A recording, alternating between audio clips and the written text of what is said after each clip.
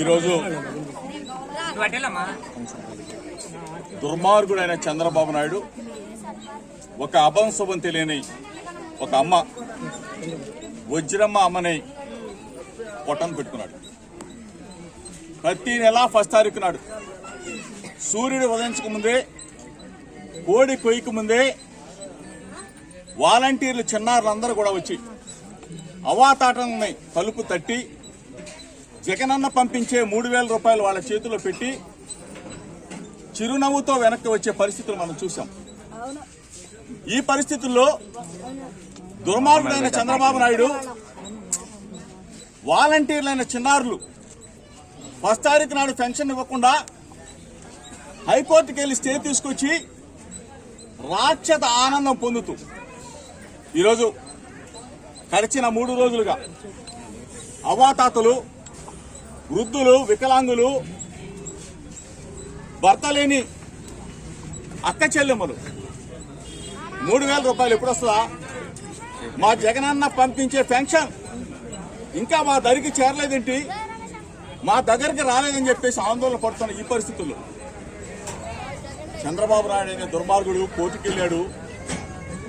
Pension నిలుపుదల చేయించాడని చెప్పేసి తెలిసి ఆందోళన చెందిన ప్రజలు ఈ రోజున ఒక పెద్ద పెన్షన్ తీసుకోవడానికి 1 సారి 2 సార్లు 3 సార్లు వెళ్లి ఎండ వేడికి తట్టుకోలేక చనిపోయిన పరిస్థితులు మనం చూసాం. ఇటువంటి పరిస్థితులు చాలా మంది ఈ రాష్ట్రంలో ఉత్పన్నమవుతూ ఉన్నారు. ఎంతమంది నిరుపేదలు, ఎంతమంది అక్క చెల్లెములు, వృద్ధులు పెన్షన్ తీసుకుంటారు, వికలాంగులు ఎక్కడికి వెళ్ళి తీసుకుంటారు? ఇవన్నీ కూడా ప్రజలు గమనించారు. ఈ రోజున గంగూరులో జరిగిన సంఘటన మనసు ఆందోళన పరిచే విషయం. ఈ పరిస్థితుల్లో రాష్ట్ర ప్రజలందరూ కూడా అర్థం చేసుకోవాలి, అక్క చెల్లెములు అర్థం చేసుకోవాలా. జగనన్న చేసే మంచి పనుల్ని దుర్మార్గుడైన చంద్రబాబు నాయుడు ఏ విధంగా నిర్వహింపజేస్తా ఉన్నాడు, కోర్టులకు వెళ్తా ఉన్నాడు మనం చూసాం.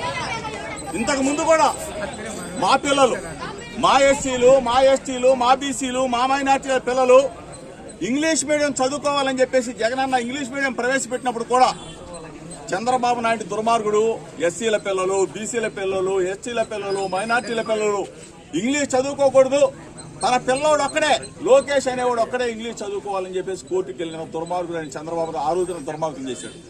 ఈ రోజున మరలా హైకోర్టుకు వెళ్ళి వృద్ధులు ఏం చేశారు రా బాబు చంద్రబాబు నాయుడు, వితంతువులు ఏం చేశారు, వికలాంగులు ఏం చేశారు, జగనన్న ఇచ్చే పెన్షన్ ఇంటికెళ్లి తలుపు తట్టి ఇచ్చే పెన్షన్ నీకెందుకంత కడుపుమంట, నీకెందుకంత బాధ?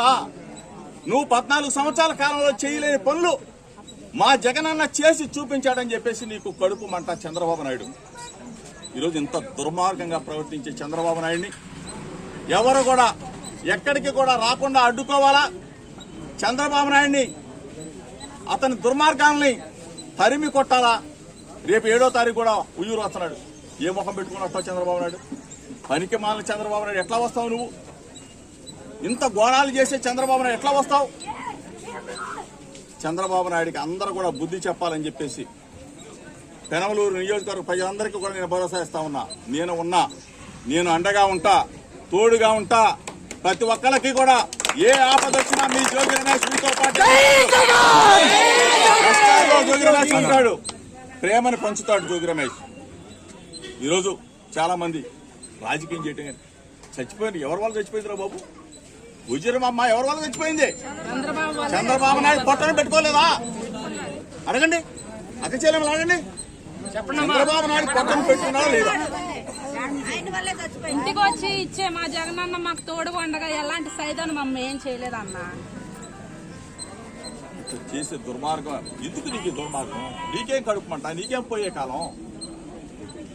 చంద్రబాబు నాయుడికి బుద్ధి రావాలా, చంద్రబాబు నాయుడు మనసు మారాలా. అసలు రాక్షస నీకు అసలు చంద్రబాబు నాయుడు. ఈరోజు ప్రజలందరూ కూడా ముక్త కంఠంతో జగనన్న ఉండాలి, జగనన్న మరలా రావాలి, జగనన్న ఇచ్చే పథకాలు కంటిన్యూ అవ్వాలి, అమ్మఒడి రావాలి, చేయూత రావాలి, ఆసరా రావాలి, పెన్షన్ రావాలి, ఇళ్ల స్థలం ఇవ్వాలి, ఇల్లు కట్టాలి, జగనన్న మాకు తోడుగా ఉండాలి అని చెప్పేసి ప్రతి ఒక్క అక్క, చెల్లి, అవ్వ, తాత ప్రతి ఒక్కరు కూడా జగనన్నను దీవిస్తా ఉన్నారు. 175 స్థానాలకి 175 స్థానాలు వైఎస్ఆర్ కాంగ్రెస్ పార్టీ గెలవబోతా ఉంది. పెనమలూరులో వైఎస్ఆర్ కాంగ్రెస్ పార్టీ గెలవాలి.